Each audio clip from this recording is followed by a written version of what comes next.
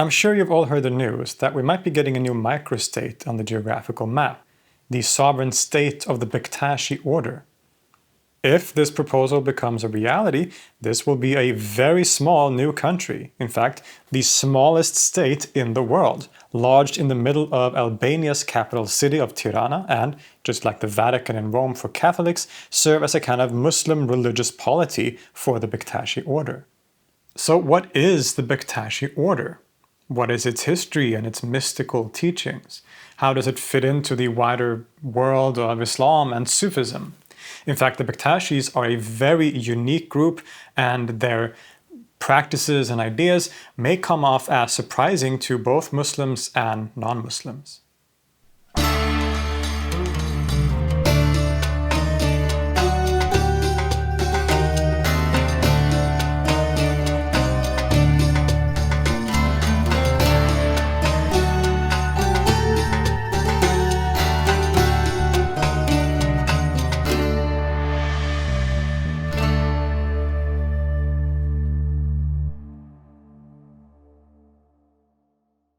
I've been meaning to do an episode on the Bektashis for years at this point, but with the fairly recent news about the possible microstate of the Bektashi order, it seemed like it was time to talk about this fascinating group. The Bektashis are a Sufi order, at least in their origins, but have over the years and centuries developed into something quite unique and distinct, even from other communities of Sufism. Their founder was, by most accounts, a Sunni Muslim preacher and mystic, and yet the Bektashi order have adapted several key features of Shi'i Islam. Their theology and teachings are heavily inspired by monistic currents like the school of Ibn Arabi. They have employed humor as an important teaching method, and despite being Muslims, many Bektashis today even drink alcohol. But let's back up a bit first. To understand the Bektashi order today, we of course need to have a better grasp of their origins, their history and development over time. The foundational figure of the Bektashi movement, from whom it also gets its name, is the 13th century mystic Haji Bektash Veli. He was a Sunni Sufi/mystic originally from Khorasan, a vibrant and very important region for various aspects of Islamic culture and expression, including scholarship and mysticism. Eventually, perhaps due to the Mongol invasions in the region, he, much like many others at his time, left Khorasan and instead eventually settled in Anatolia, where he would become seen as a mystical saint, a wali, which literally means a friend of God in Arabic. And it is here that the Bektashi order would be established and based. Haji Bektash lived in a very eventful period for the Islamic world. As we saw, his life coincided with the Mongol invasions that would peak with the sacking of Baghdad in 1258 and which deeply transformed the whole region. It was also around this same time that Islam started to become more prominent in Anatolia, and this was a process in which the Sufi saints and teachers played a very important role. With the invasion of the Mongols and their widespread conversion to Islam, Anatolia saw the arrival of many new people who were new to the faith and had little experience or knowledge of the religion's basic teachings and principles. This made the region ripe for charismatic and popular teachers who would represent and teach the religion to the people in a way that was accessible. And we see this with many of the Sufis that became popular in Anatolia at this time, and Haji Bektash was one of the most significant of them all, alongside other people, of course, like the world-famous Jalaluddin Rumi. He was seen as a kind of holy man who became very popular with the general population in the region. Miracles were attributed to him, and he taught mystical Sufi practices and rituals that often also spoke to and might even have incorporated in different ways local customs and culture. Some sources have also claimed that Haji Bektash was connected to the earlier very famous Turkish Sufi master and poet Ahmed Yezawi and his order, so to say, but much of these details are uncertain and unknown. His basic approach seems to have been one of Sunni Islam with a Sufi emphasis, and would probably have involved popular Sufi practices like dhikr, the communal chanting of God's names, or the employment of music and singing, for example. Now, one of the reasons that Sufi holy men were especially successful at spreading Islam to different parts of the world was that they often had a relatively tolerant and soft approach when it came to local customs. often even adapting them or reconfiguring them to fit an Islamic framework. And Haji Bektash became very popular, not just among Muslims, but Christians and other groups as well.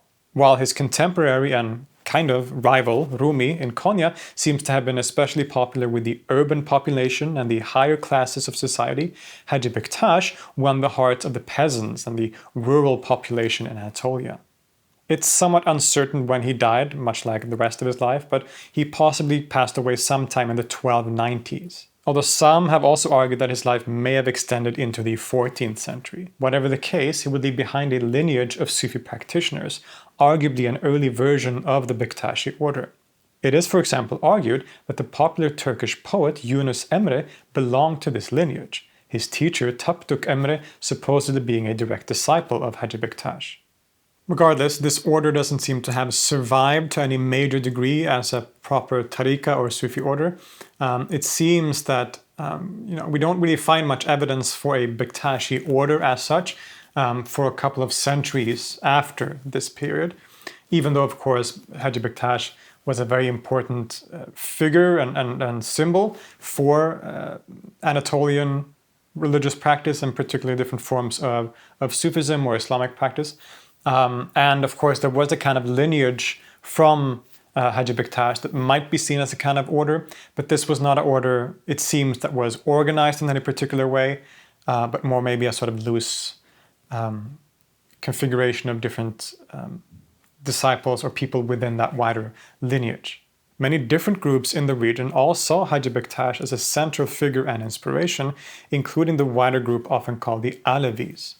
Now, the difference between the Bektashi order properly and the Alevis, for example, can be a little confusing and fuzzy sometimes. The borders between them appear fuzzy. And hopefully this will become a bit clearer exactly what the difference is over the course of this discussion.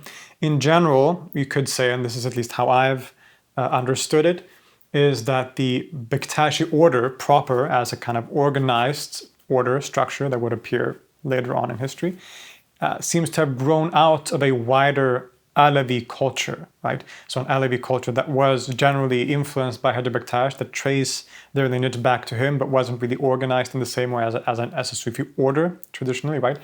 Out of this grew a more organized Sufi order eventually, which is the Bektashi order, and does distinguish themselves in some major ways from the more wider Alevi culture, but still has a very close connection. This is how I have managed to understand it. This process happens to a major degree thanks to a man called Balim Sultan, who became the head of an emerging group tracing their lineage back to Haji Bektash in the early 16th century. Balim Sultan, who is called the second founder or second pir of the order, after Haji Bektash, within this tradition, was born close to Adrianople in the mid-15th century and seems to have grown up in the Darga or Sufi convent of a saint called Sayyid Ali Sultan. Eventually, he traveled to Anatolia and to the shrine of Haji Bektash, where there seems to have been a certain group of proto-Bektashis, you could say, whom he became the leader of until his death in around 1517, so 16 years later. Balim Sultan appears to be the one who established a lot of the aspects of the Bektashi order as we know them today. It was here that we see some clear influences from Shi'i Islam, for example, start to slip into the doctrines, such as the huge focus on Ali and the 12 Imams, and we'll get to this later on. It's also here that we see the emergence of the hierarchical structures and practices within the order. Balim Sultan seems to have established the idea of the unmarried clergy, that the Babas or leaders of the order lived lives of celibacy, basically, which was a very unusual thing in Islam. Even within Sufism, where ascetic practices and renunciation is common, generally living a celibate lifestyle alone was never really encouraged, right? You were always expected to have a family, to have children, have a wife, be a householder, essentially, right? So the fact that a very important part of the organizational structure of the Bektashis is that the clergy basically lives, at least a part of the clergy, so there seems to be two aspects, so one form of clergy that isn't celibate and one that is. Regardless, the fact that there is a celibate clergy is quite unusual within the wider framework of Islam. The structuring of the order into different hierarchical ranks is also attributed to Balim Sultan, a structure which basically remains to this day. Just like other Sufi orders, Bektashism is initiatory in nature and conceives of an ascending mystical path of different stations or maqams. The first level is the ashik. This is from the Arabic meaning lover. And this is someone who is basically drawn to or is interested in the Bektashi order, but who isn't officially initiated yet. Then the second level is the muhib. This is the basic stage of initiation. So you become initiated into the order, you become a muhib. The third stage is the dervish. This is someone who really takes the mystical path seriously and begins growing his beard and is also allowed at this point to wear the taj, the distinctive Bektashi headwear. And then there is the Baba. And these are equivalent of a sheikh or murshid in classical Sufism, the head of a particular Bektashi tekke or lodge and a spiritual guide for those below him in rank. Number 5, there is the Dede, or sometimes called the Khalifa, the grandfather, a kind of special rank and leader for the order. This Khalifa is often leader of a certain geographical area. So it's almost like a bishop in Christianity, you could say. There are some similarities to that position within Christianity for the Dede/Khalifa in the Bektashi order. And then 6th, there is the Dede Baba, the highest ranking person and leader of the entire order. So there's just one leader, there's one Dede Baba at all times, that is the leader of the whole group. If you want to continue this comparison with Catholicism, which I don't know if we should, but anyway, if the Dedes are the bishops, then the Dede Baba is like the Pope, basically, is the one leader of the whole thing. So that's the 6 levels of Bektashi hierarchy, you could say. As the Bektashi order as such developed under and after Balim Sultan, thus being a kind of more organized or institutionalized movement within the wider Alawi environment of Anatolian religious and mystical practice that saw Haji Bektash as a central and founding figure, it would grow to become quite prominent in the Ottoman Empire, especially for the military. But before we continue with this very fascinating history of the Bektashis, let's actually slow down and look at the teachings, the doctrines and philosophy, you could say, of the Bektashis.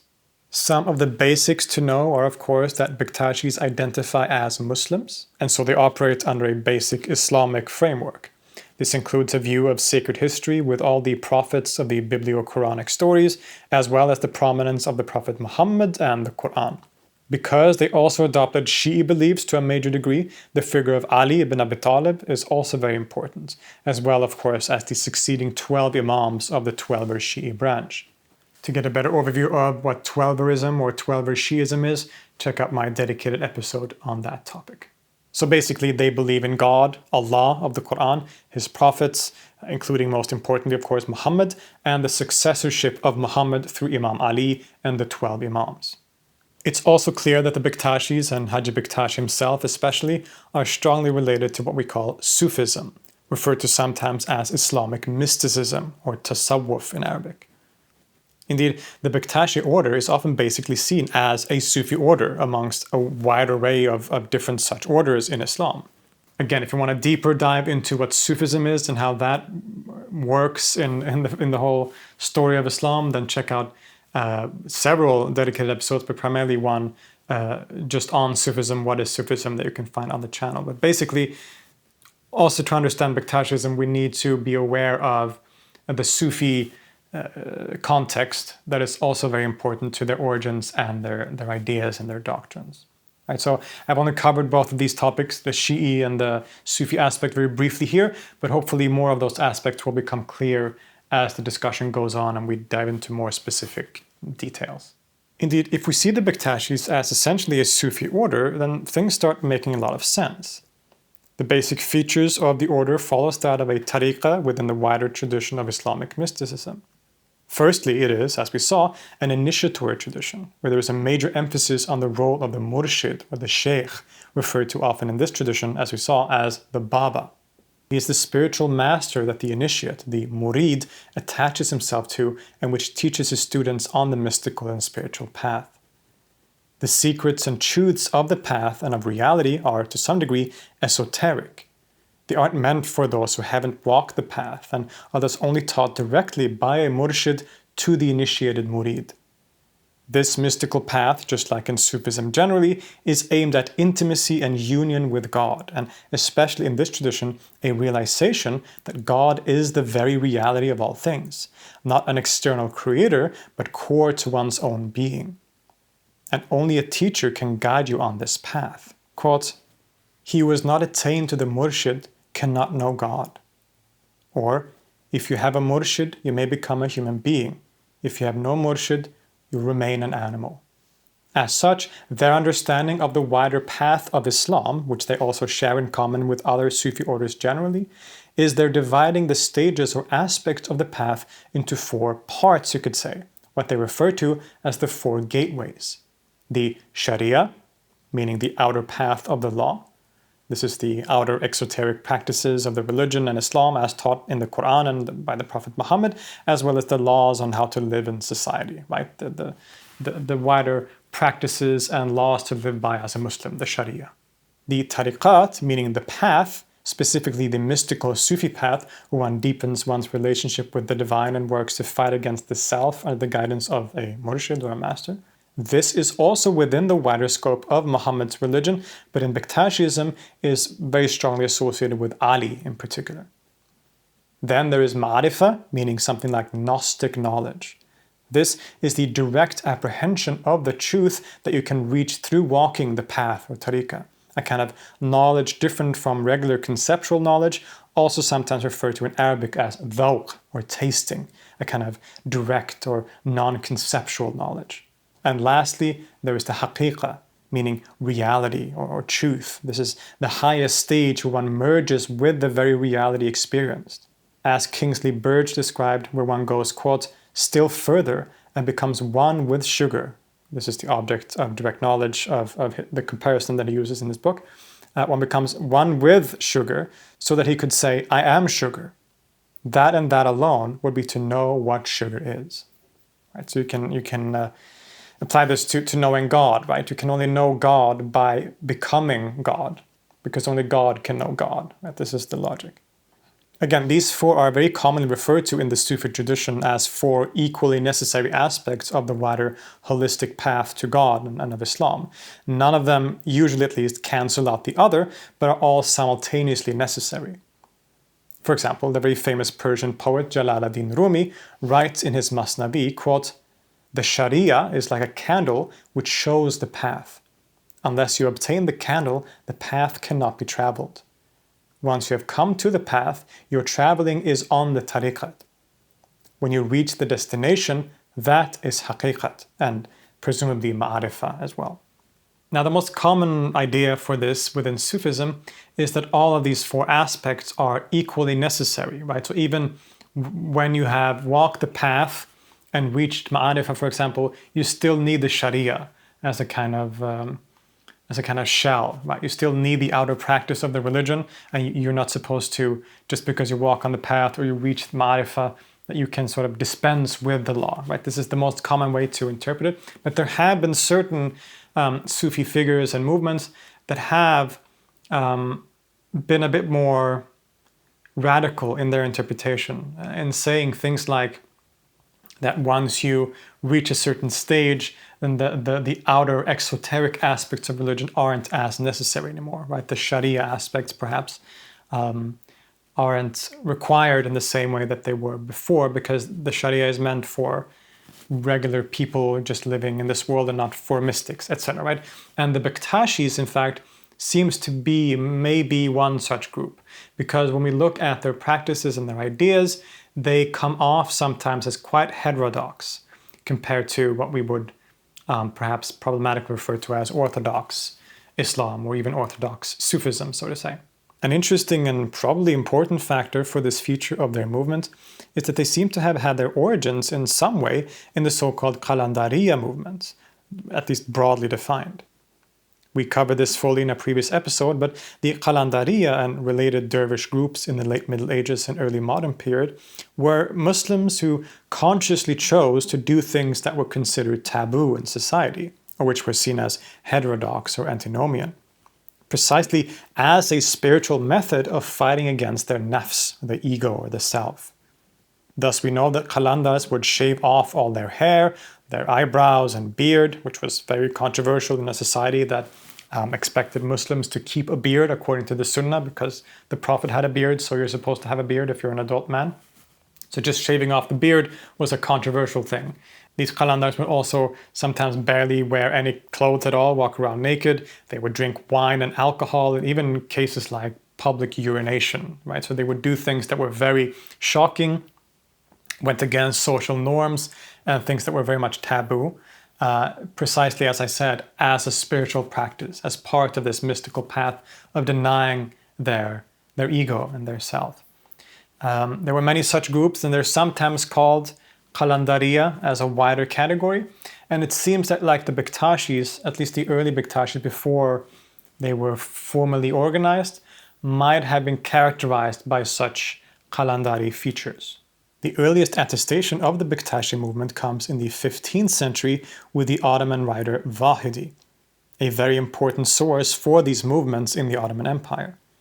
And in his account, the Bektashis are essentially described as similar to the qalandars, shaving off all facial hair, wearing particular clothing, performing antinomian practices, and also having some clear Shi'i tendencies by revering the 12 Imams of Shi'ism. With the emergence of Balim Sultan and the systematization of the Bektashi movement into a more traditional Sufi order, these features seem to have been toned down quite significantly, although they have retained some antinomian features to this day despite this. The fact that the Bektashis are famously allowed to drink alcohol, or that they have a reputation of being quite relaxed regarding practices of the Sharia, such as the 5 daily prayers, for example, this could arguably be a direct or maybe indirect result, at least, of their origins and relationship with the qalandari movements. This is me speculating a bit, but I think that's at least somewhat well-founded speculation, right? And all this is deeply connected, of course, to their more philosophical teachings about the nature of reality, religion, the human being, and so on. We already touched on this briefly before by noting that the Bektashis seek to become united with God as the absolute reality of all things, thus having what some might crudely describe as a kind of panentheistic, adjacent, and monistic worldview. And this is indeed significant for the Bektashis, especially how radically they seem to uphold these ideas, and often in outright defiance to the kinds of Islam that would oppose it. Indeed, for understanding their metaphysical and cosmological worldview, one has to not only look at Sufism more broadly, which does sometimes showcase these monistic tendencies and other times not, but specifically at the influence of the widespread and popular Akbari school of the Andalusian master Muhyiddin ibn Arabi. Indeed, when you dive into the metaphysics and anthropology of the Bektashi order, you'll find that a lot of it is deeply and fundamentally influenced and adopted from the thought of Ibn Arabi and his school in almost every facet, even if the Bektashis can appear to express them more radically or take them even further sometimes. The essence of this philosophy, so strongly associated with Ibn Arabi, is usually known by the name Wahdat al-Wujud, the oneness of being. And its basic and non-basic ideas are found clearly expressed in Bektashi writings and doctrines. God is al-Hakk, the real, the truth. He is the very reality of all things, so that in a sense, there is nothing in existence but God, since God is identified with existence itself, wujud, right? So this is the wujud in Wahdat al-Wujud, being, existence. All, quote-unquote, other than God is simply nothing, non-existent from one point of view, and the appearance of God's attributes by the light of being from another. It is hence all both God and not God, in the sort of paradoxical way that mystics like Ibn Arabi love so much. In his absolute essence, his Dhat, which is identified with being as such, God knows himself fully, absolutely, and perfectly. But as the famous Hadith Qudsi expresses, there is a hidden secret treasure within this pure essence. كنت كنزا مخفيا فأحببت أن أعرف فخلقت الخلق لك أعرف. I was a hidden treasure, and I loved to be known, so I created the world that I might be known. God thus creates the world to be a place of manifestation for his attributes and names in a reflected form, so that he can know and love himself through another, something that is other than himself. There is an artificial duality created between the knower and the known, between the lover and the beloved, but really it is all God knowing and loving himself. Put in another way, the workings of love itself. Truly then, as the Quran says, whichever way you turn, there is the face of God. Because all things that we experience, including ourselves, are nothing but the light of being shining through the prism of multiplicity, a prism itself determined in form by the names and attributes inherent in pure being. This whole scheme and the hadith of I was a hidden treasure would come to play an important role in Bektashi ideas and expressions. For example, in a famous nefes or poem by Edip Harabi, quote, "We became aware of the mystery of kuntu kenz," right? I was a treasure, kuntu kenz. This is the Arabic phrase at the beginning of that hadith. The mystical goal of the Bektashis, like for so many other Sufis, is thus to overcome one's nafs, one's ego or self, in order to realize this fundamental truth about reality, that God is the fundamental reality of all things, and that, in Kingsley Birge's words, quote, "The universe is a reflection of real existence in the mirror of non-existence." For a good example of this adherence to the doctrines of Wahdat al-Wujud, what some writers have often in a simplifying and somewhat misleading way referred to as pantheism, we can look at a set of principles to be followed by the Bektashis known as the 3 Sunnets and the 7 Farzes. The first category, the 3 Sunnets, are basically requirements on the path, like never losing sight of the divine reality, to do away with hatred and surrender to mystical states. But in the 7 Farzes, we get tantalizing clues to the deeply mystical and monistic base on which they stand. I'll quote a section here from the so-called Sirnameh, the mystery book or the book of secrets. The 7 Farzes are these. First, the person who is a murid and a seeker must recognize all existing things as God, or reality, and must not reveal to anyone the secret of those who have attained. Third, he must meditate on divine reality, for every evil thing comes into being as a result of forgetting the divine reality. There are many other aspects of particular doctrine and system building that have direct parallels with the Akbari school, and we can sort of draw lines between them, but a full such comparison is really beyond the scope of this episode. But important to remember, and a topic that will return a bit later, is the concept of the Nur Muhammadiyya, the light of Muhammad, or the Haqiqa Muhammadiyya, the Muhammadan reality, a kind of logos principle upon which all creation is based. This is sometimes identified by Ibn Arabi with the first intellect, the Aql al-Awwal in a philosophical sense, which is clearly influenced by Neoplatonism. This is the fullness of all of creation gathered into a single reality or archetype. What's important about this idea from a practical and mystical standpoint is that the goal of the human being who walks on the mystical tariqah towards ma'arifah and haqiqah is to empty themselves of all created and illusory qualities so that they can fully become the microcosm that contains all of the macrocosm of the universe within himself. In other words, to become a full and perfect reflection of all of God's attributes that are the basis of creation as a whole. Quote, Kaikazu Sultan says, "I have read, I have known, I have understood. Now the rule of this world is in the hands of the perfect man, Insan al-Kamil." The person in this state, and all people in potentia, thus embody this Haqiqa Muhammadiyya, and is thus known by the principle of Insan al-Kamil, the complete human being, in the previous quote called the perfect man. This is the person whose heart mirror has been so polished that they can reflect and embody the principle of Insan al-Kamil or Haqiqa Muhammadiyya in a perfect sense. This is an incredibly important idea within the wider history of Sufism, and it seems to come from Ibn Arabi in particular. This is actually central to his philosophy. The idea of Wahdat al-Wujud. Some people question whether this should be applied to Ibn Arabi. I think that there is certainly a legitimate reason to do so because he very much approximates those ideas.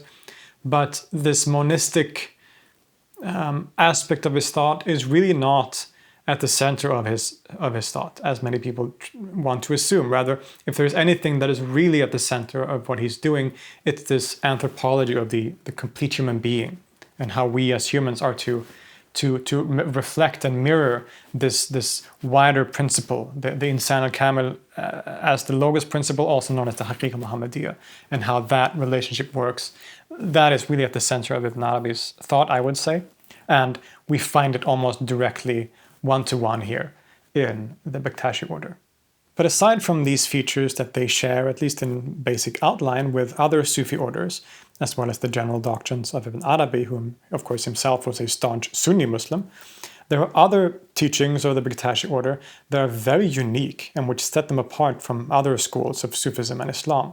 The most obvious and glaring one is the fact that they have adopted essentially a Shi'i form of Islam, rather than the Sunnism that most other Sufi orders follow.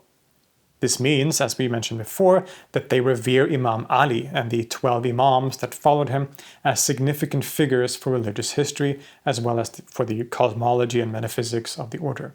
This is perhaps most clearly visible in the incredibly exalted role that Ali plays in reality, according to them.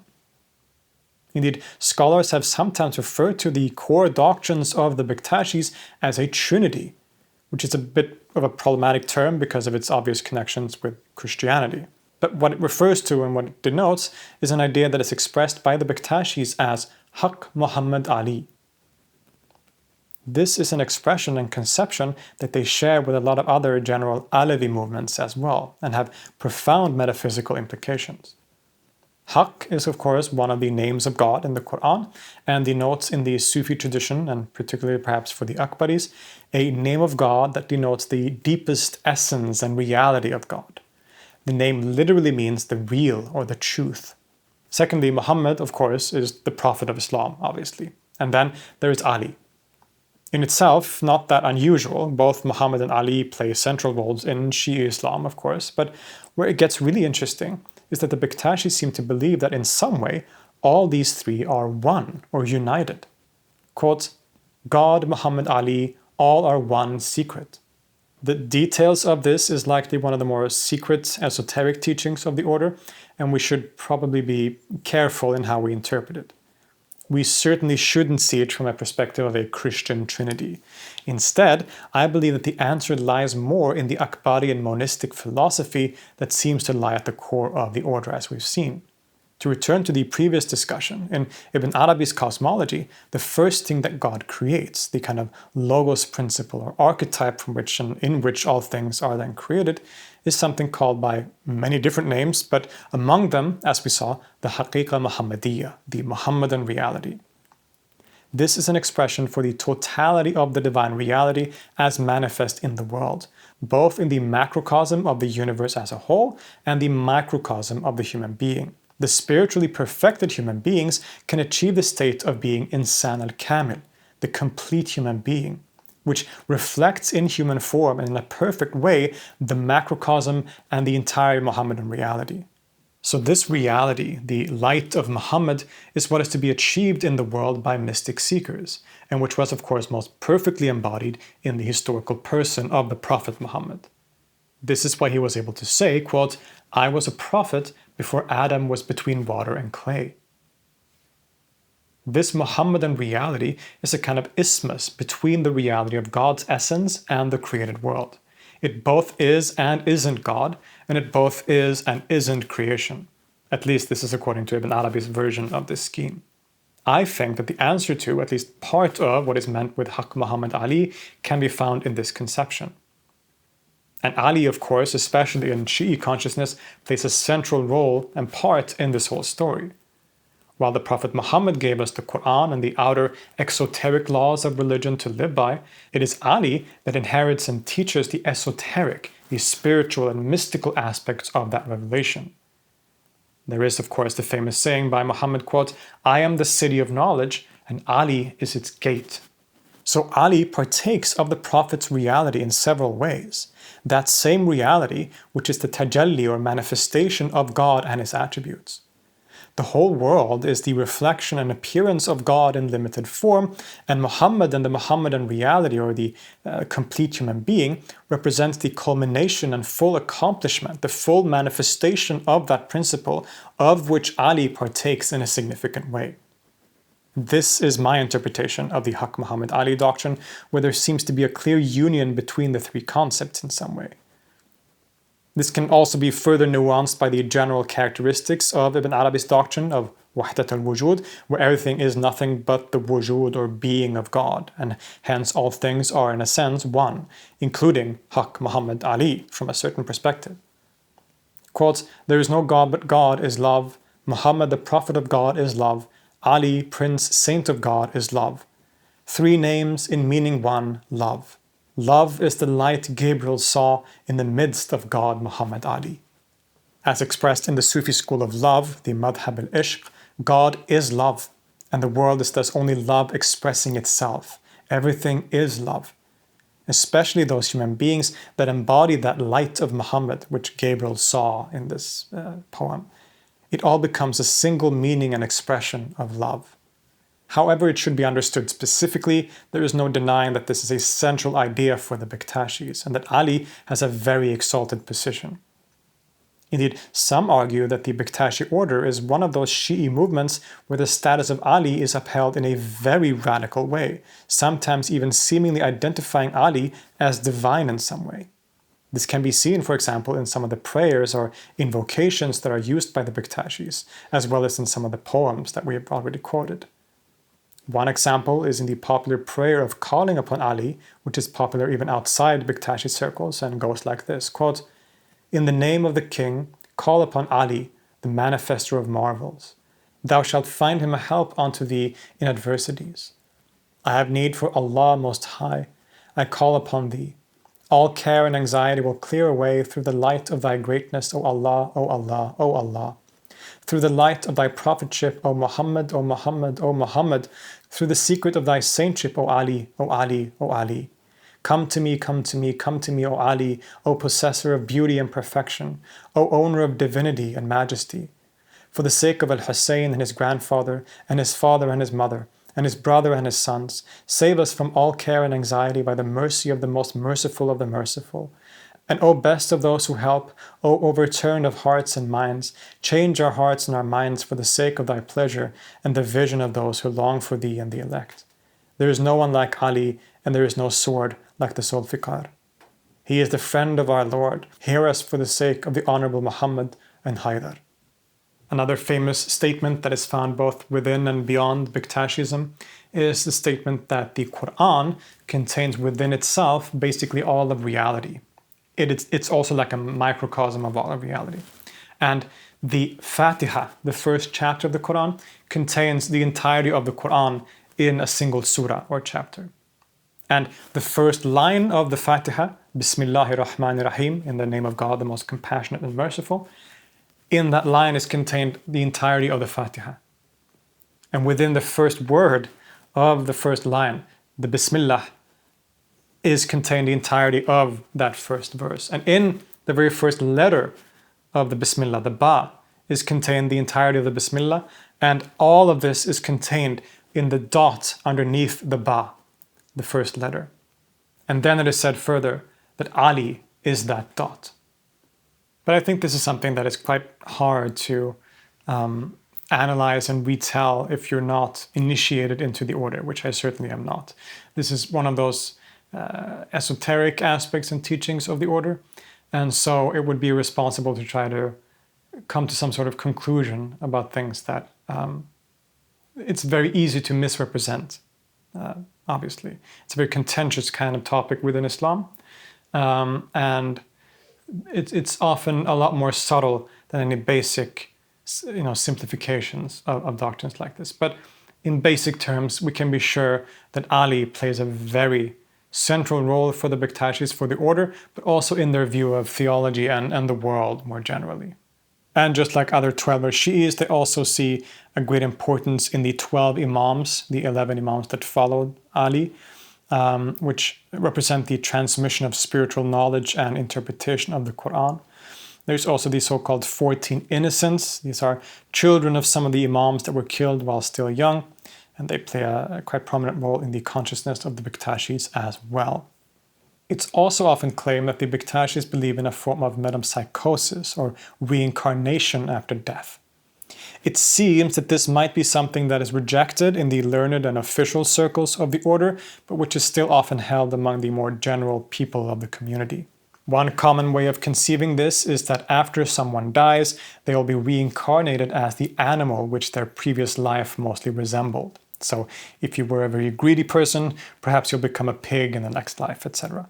And we might actually be able to connect this to Ibn Arabi as well, who speaks in similar ways about our fate in the next world, so to say, after we die. Ibn Arabi, in fact, talks about this stage in between. So when we die, we go to something called the barzakh, which is a world where we stay in between this life and the day of resurrection, where we'll be judged and then sent to either heaven or hell. So in between there is this barzakh, and this is a world of imagination to Ibn Arabi, alam al-mithal, or alam al-khayal, he also calls it. It's a world of similitude, mithal, or a world of imagination. So it's not physical, it's not a physical world, but neither is it a fully spiritual world. It's a stage in between, which is represented by khayal, imagination. And so when we die, we go to this imaginal world, and here our soul will take the body, the imaginal body, not the physical body, the imaginal body of the animal that our soul resembled in life. It's in the same kind of way, right? So if you were greedy, you'll be a pig. If you were, I don't know, what characteristics are animals associated with? If you were smart, you'll be a fox. I don't know. I don't know what I'm talking about. But you get what I'm saying, right? So this is what Ibn Arabi says about the afterlife. It could be that this is a transmission of that idea into Bektashism, and that some people who are not maybe learned within the order and know the subtleties of these different worlds and interpretations have maybe interpreted that in a more physical way, as a classical reincarnation, where we reincarnate physically as an animal in next life. This is just me speculating, again, but I think because of the similarity to Ibn Arabi and the fact that we have concluded that there seems to be so much influence from the Akbari school in Ibn Arabi, this seems like at least quite likely that there is some kind of connection here. Another very significant aspect of this movement, which set them apart from other orders similar to them, is their adoption and influence from the movement known as Hurufism, or Islamic lettrism. This was a movement started by the 14th century Persian mystic Fazlallah Astarabadi, a very fascinating historical figure that became famous at first primarily as an accomplished dream interpreter. Later on, he also developed an intricate system of interpreting the Quran and all of reality through letters and language, specifically the alphabet of the Arabic and Persian language, which contained 28 and 32 letters respectively. Fazlallah and his followers, who became known as the Hurufis or lettrists, believed that reality was made up of language and letters, and that we can find traces of this meta-language everywhere around us. An example of this esoteric lettrism in the Hurufi tradition is the way one interprets the constitution of the human being. Every human, according to this philosophy, has 7 lines of hair on their face, the hairline, 2 eyebrows, and 2 sets of eyelashes. This is 4 lines. Now this number, 7, corresponds to the number of verses in the Fatiha, the first opening chapter of the Quran. When men become older, they receive more hair in the form of beards, making the lines on the face a total of 14, corresponding to the 14 letters that can be found in the beginning of some surahs of the Quran, these mysterious letters that no one really knows what they're about. If one doubles that number, counting the lines themselves and the places or seals where they sit, so to say, that becomes 28, which is, of course, the number of letters in the Arabic alphabet, which the Quran was revealed in. Furthermore, humans are also expected to part their hair or beard into 2, thus revealing another line, a total of 8 lines. And if you multiply 8 with the 4 elements of nature, you get 32, the number of Persian letters, and of course, the number of letters in the meta-language that builds all of reality. This is just a tiny example of a much more elaborate system of fascinating correspondences relating to letters and numbers and their significance. If you want a full introduction to Fazlallah and the Hurufis, I have once again made a dedicated episode on that topic as well last year, which you can check out on the channel. What's important to know here is that these Hurufi ideas seem to have influenced the Bektashis to a major degree at some point, and we find similar kind of lettrist speculation in their doctrines as well. This is also seen, for example, by the fact that the Meydan, the communal hall where the ceremonies of the Bektashis are held, this will often contain different images or paintings on the wall. And one of the most common motifs for these images is the mysterious letters that open many of the Quranic surahs. Some of them are really intricately and beautifully made, where the entire surah in question of the Quran is written within these letters, right? So the letter is made up of the Quranic surah itself in calligraphy, right? It's incredibly beautiful. And this actually leads us to the question of practice in Bektashism. What are the practices and the rituals of this order? Because of the esoteric and secretive nature of this tradition, certain aspects of their practices seem hard to find reliable information about.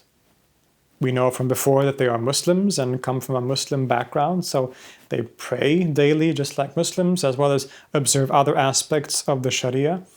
However, it's often stated that the Bektashis have a rather lax attitude toward these practices, such as prayer and fasting. It's also widely known that the Bektashis do consume alcohol, even in the form of wine, and even in a ritualistic setting. These features of the order have caused others to sometimes criticize them and call them non-Muslims because of their seeming negligence of the observation of the Sharia. But one ritual that seems to be very prominent for the Bektashis is something known as jem, which literally means gathering. Here, they will gather together in the communal hall known as the Meydan and engage in practices like Sema. This is something that they also share to some degree with other Sufi orders. Sama, as it's known in Arabic, has been a prominent practice for many Sufis, where one will listen to music and sometimes even dance as a way of reaching higher spiritual states. The Bektashi Sema seems to function in a similar way, where music will be played, often on the balama or saz, a kind of long-necked lute instrument, and nefes or Bektashi poems will be sung. People will often get up to dance, sometimes in pairs, but this dance is a lot more choreographed and structured than the more usual spontaneous dancing of other kinds of sama in other forms of Sufism. There's often a kind of set choreography that the dervishes follow, and even people present that will make sure that no inappropriate movements are made, especially when men and women are dancing at the same time or together. There's also a lot more elaborate ritual called the Aini Jem, which is performed when an ashik, a kind of interested outsider, wants to become initiated formally into the order and take on a murshid as a teacher. This ritual also takes place in the Maidan and incorporates all the very symbolic parts and aspects of this communal hall in a very fascinating way, as well as deeply structured movements and prayers. In his classic book, The Bektashi Order of Dervishes, John Kingsley Birge gives us a very detailed and fascinating description of this ritual step by step, which is such an interesting read. I highly recommend it for anyone that is interested in this topic. This book is really the only academic source that gives an overview of the Bektashis, and it's quite old. I believe it was written 1960s, maybe even earlier, like 1940s. It's pretty old, but it holds up for the most part. It's a good read, but a lot of the information is, of course, like a century old, and things have changed since then. So that, keep that in mind. But particularly this very detailed description of the Aini Jem ceremony, initiatory ceremony, is a really fascinating part of this book. As we said, the Bektashis grew to be a quite prominent Sufi order in the Ottoman Empire. The order's relationship with the Ottoman state was quite complicated. You'd think that given the quote-unquote heterodox nature of the order and the consciously orthodox Sunni nature of the Ottomans, that the Bektashis would have been maybe suppressed or looked down upon. And this was certainly true in certain periods. But the Bektashis also in fact came to play a central role in the imperial policies and the military. The famous special military corps or infantry troops of the Ottoman Sultan, known as the Janissaries, was an important part of Ottoman military strategy. Recruitment for the Janissary Corps usually was done through the devshirme system, where children from Christian families were often taken and forced to be recruited to the Janissaries, and in the process also to become Muslims. And interestingly, Bektashism became the official religious order or orientation of the Janissaries. In other words, the Janissaries were essentially Bektashis, and it was Bektashism that the recruits were initiated into. Now, because of this, the Bektashi order was quite valued by the Ottomans and thus came to great prominence through this treatment. But things weren't always great. There were periods of intolerance and oppression interspersed with acceptance from the side of the sultans, and in 1826, the Sultan Mahmud II officially disbanded the Janissaries completely. This had the result of also changing the fortune of the Bektashis significantly in this region, as the order was basically outlawed as well. Members of the order were exiled and sometimes even executed.